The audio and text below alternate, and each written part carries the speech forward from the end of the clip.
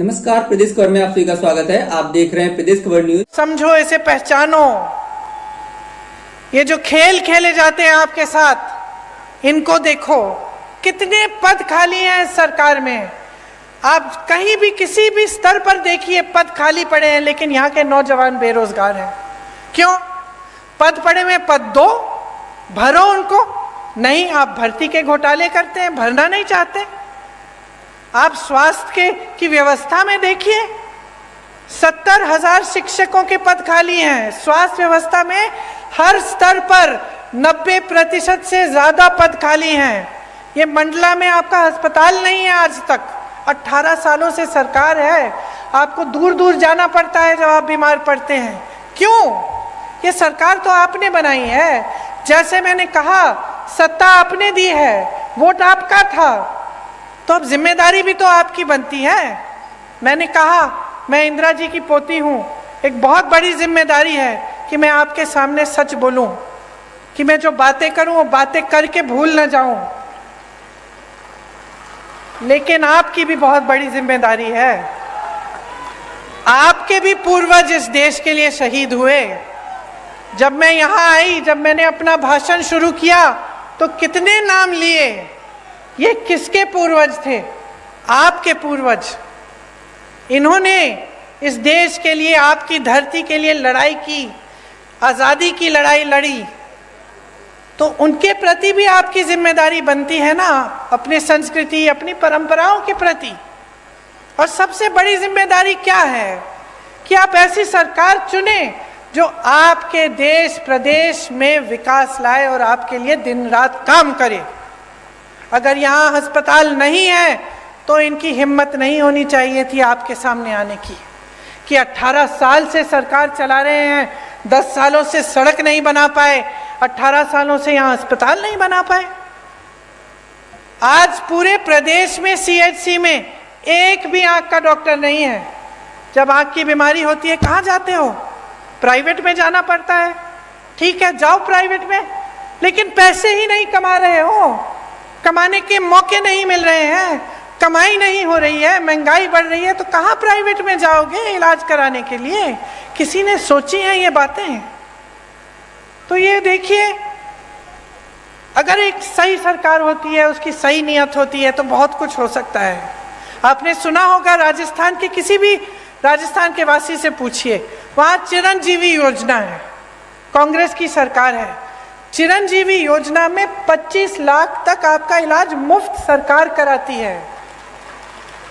मैं तो heart patient से मिली हूँ वहाँ, कि उनकी पूरी हार्ट की सर्जरी, दिल की सर्जरी की है, और सरकार ने पूरे पैसे भरे उसके लिए, 15 लाख रुपए।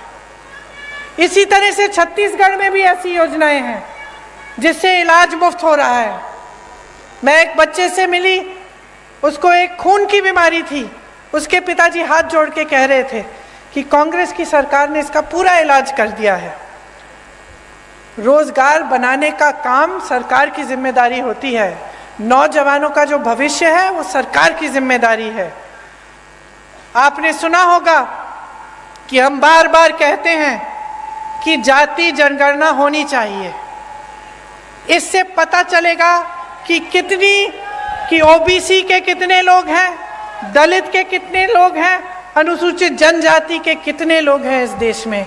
और आप सोचिए कि भाजपा की जो देश में केंद्र में सरकार है, इसके बारे में बात नहीं करना चाहती।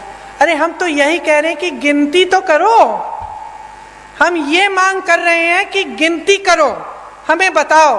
आप सोचो, आपका बड़ा परिवार है, बड़ा घर है, बड़ा परिवार है, बहुत सारे बच्चे हैं।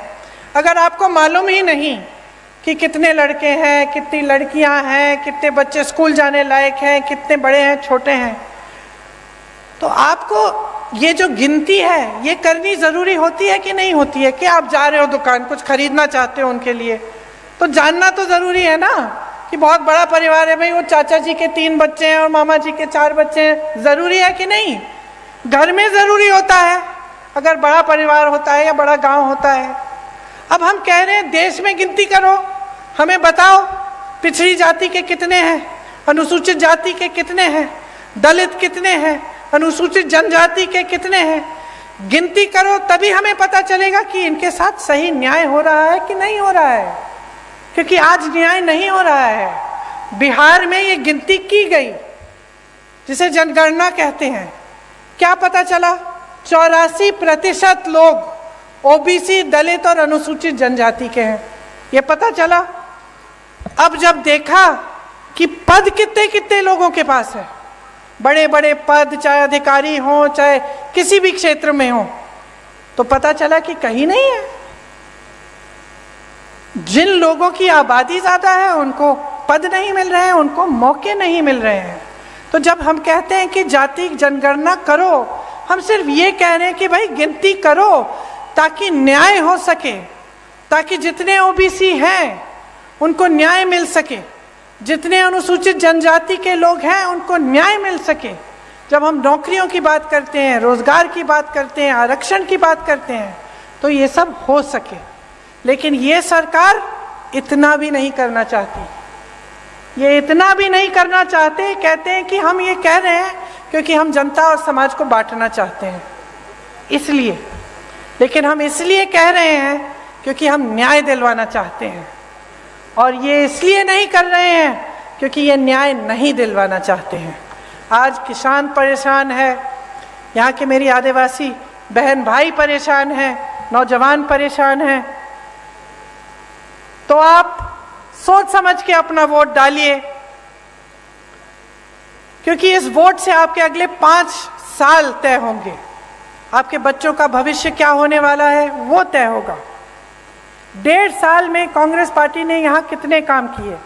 15 महीनों में 27 लाख किसानों का कर्ज माफ किया, सामाजिक सुरक्षा का पेंशन 600 रुपए किया, 1 करोड़ परिवारों को 100 रुपए में 100 यूनिट की बिजली दिलवाई, 1000 गौशालाएं बनाई, 12,000 बर्तन बैंक बनाए, ओबीसी आरक्षण को 14% से 27% तक बढ़ाया। कांग्रेस की सरकार आपके लिए काम करके दिखाती है। आज भी आपके सामने कुछ गारंटी लाई है, इनके बारे में मैं 2 मिनट के लिए आपको बताती हूँ, उसके बाद आप जा सकते। कष्ट हो रहा है, शायद धूप भी है। देखिए, जैसे किसान को कर्ज माफ करने का काम हमने शुरू किया था, उसको हम फिर से शुरू करेंगे। तो किसानों का कर्ज माफ करेंगे। 100 रुपए में जैसे 100 यूनिट बिजली आपको पहले दिलवाई थी, वो फिर से दिलवाएंगे। 200 यूनिट की बिजली हाफ की जाएगी, बिल हाफ की जाएगी, मतलब उसकी बिल आधी आएगी। पुराना पेंशन लागू होगा। जितने भी अधिकारी हैं, सरकारी जो रोजगार होता है उसका महत्व यही होता है कि जब वो रोजगार मिलता है, वो नौकरी मिलती है, तो हमें लगता है कि चलो ठीक है, रिटायर होने के बाद भी कुछ आते रहेगा, हम सही सलामत सुरक्षित रहेंगे। आज वो भी छीना गया है आपसे। तो जहाँ जहाँ कांग्रेस सरकार में है, अभी भी ओपीएस लागू है, और हम चाहते हैं कि प्रदेश में, मध्य प्रदेश में भी लागू होगा। गैस के सिलेंडर के लिए जैसे हमने पहले कहा, आपको 500 रुपए में आपको सिलेंडर मिलेगा। महिलाओं को 1500 रुपए प्रति माह दिया जाएगा, आपके खातों में आएगा बहनें। 5 हॉर्स पावर की सिंचाई की बिजली किसानों को मुफ्त मिलेगी। ओबीसी का आरक्षण 27% तक रहेगा, और जाति जनगणना जिसकी बात मैंने की, वो गिनती जिससे आपको आगे जाकर न्याय मिल पाए, वो हम मध्य प्रदेश में करेंगे। जहां भी 50% से अधिक आदिवासी आबादी है, वहां 6ठी अनुसूची डाली जाएगी।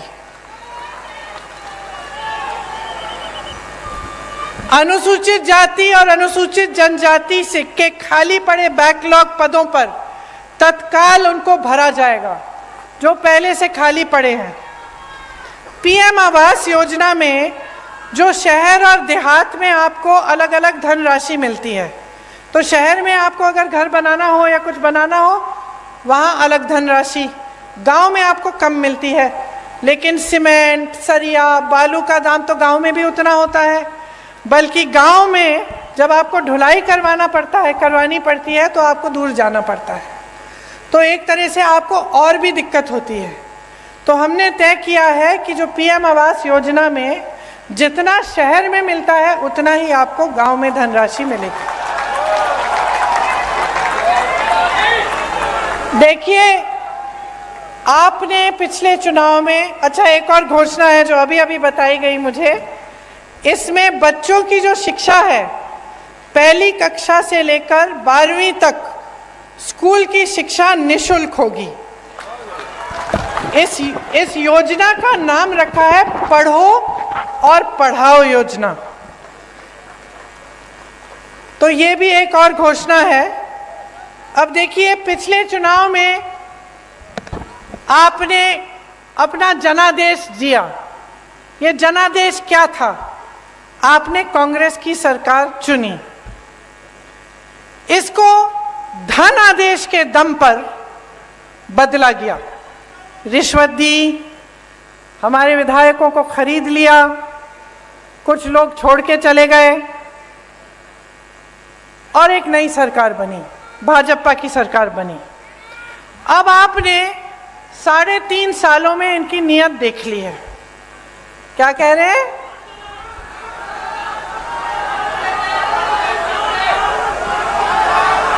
सुनाई नहीं दे रहा ठीक से, मुझे बताइए। हाँ जी, कमलनाथ जी आइए। आप सब जानते हैं कि कांग्रेस की सरकार किसानों की हितैषी है। मैं यहां नहीं बोल रहा, पर मैं आपको एक आश्वासन दे सकता हूं कि आप निराश नहीं होंगे।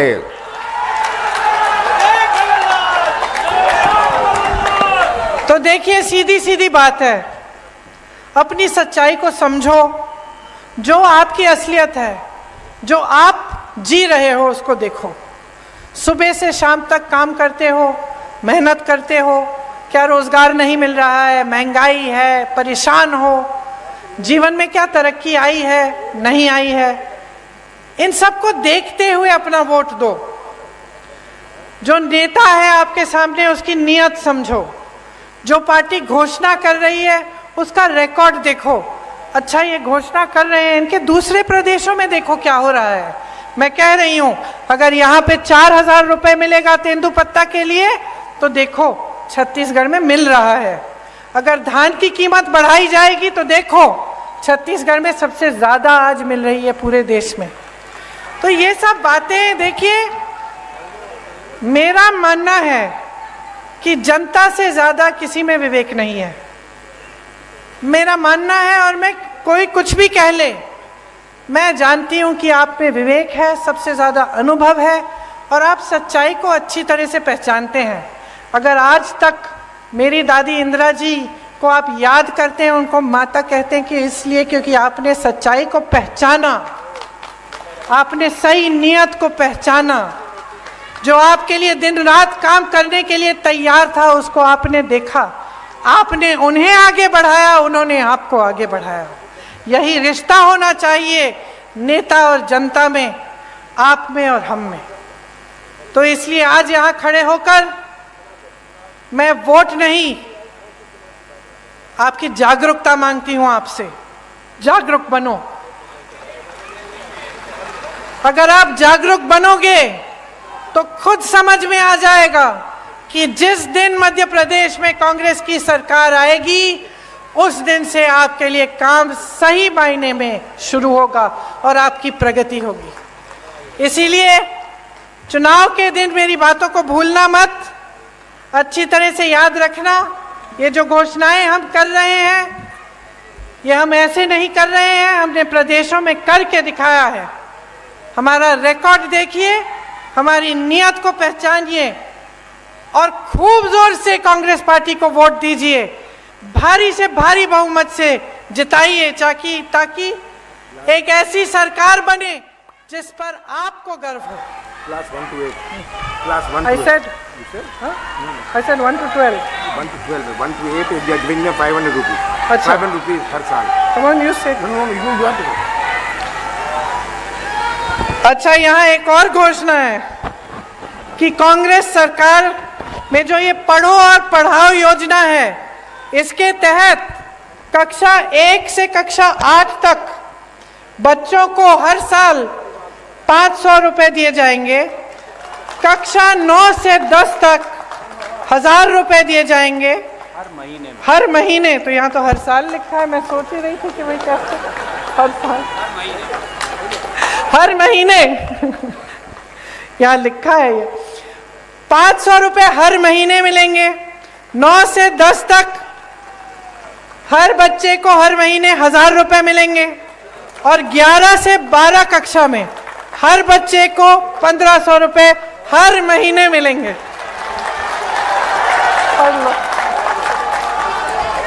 अच्छा, एक बार मेरे साथ कहिए, जय हिंद, जय हिंद, जय हिंद।